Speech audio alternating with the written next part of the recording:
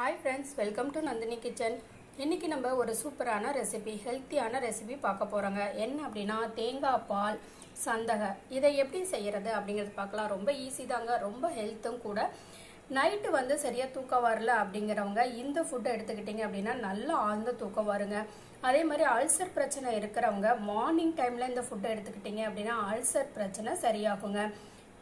இப்போ நம்ம இதை எப்படி செய்யறது, தேங்காய் பால் சந்தகை எப்படி செய்யறது அப்படிங்கறத வீடியோக்குள்ள போய் தெரிஞ்சுக்கலாம் வாங்க. இப்போ நான் ஒரு 4 கப் அளவு அரிசி எடுத்திருக்கேன். நீங்க எந்த அரிசி வேணாலும் எடுத்துக்கலாம்.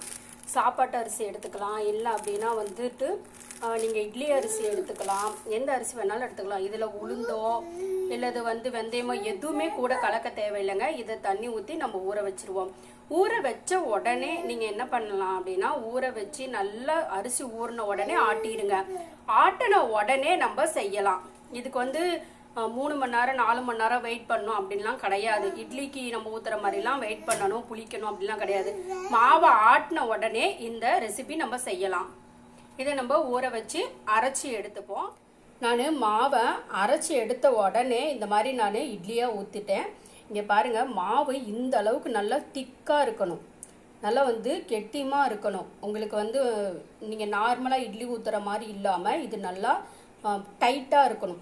அப்படி டைட்டாக இருந்துச்சு அப்படின்னா தான் நீங்கள் வந்து பிழியும் போது கொஞ்சம் உங்களுக்கு நல்லா வந்து சூப்பராக அது வரும். இதை நம்ம நல்லா வேக வச்சு எடுத்துடுவோம். நான் ஒரு அரை மூடி தேங்காய் ஃப்ரெஷ்ஷாக எடுத்திருக்கேன். இதை நம்ம துருவி பால் எடுத்துக்கலாம். தேங்காய் பால் எடுத்துப்போம்.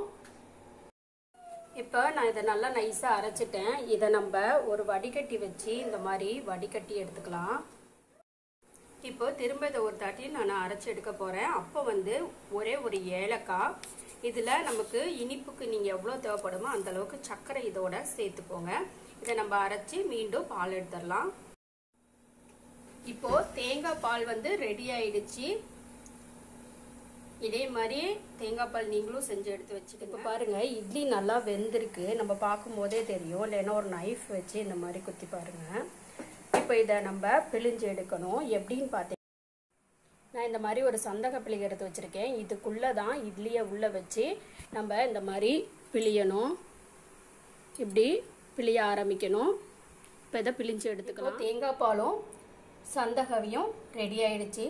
இதில் நம்ம பால் எவ்வளோ வேணுமோ ஊற்றி சாப்பிட்டுக்கலாம். இதை நீங்கள் காரமாகவும் செஞ்சு சாப்பிட்டுக்கலாம், அது உங்களுடைய விருப்பம். இதே மாதிரி நீங்களும் செஞ்சு சாப்பிட்டு பார்த்துட்டு மறக்காமல் என்னுடைய கமெண்ட் பாக்ஸில் தெரியப்படுத்துங்க. இது மாதிரி இன்னும் நிறைய ரெசிபிஸ் உங்களுக்காக காத்துக்கிட்டு இருக்கு. தேங்க்ஸ் ஃபார் வாட்சிங்.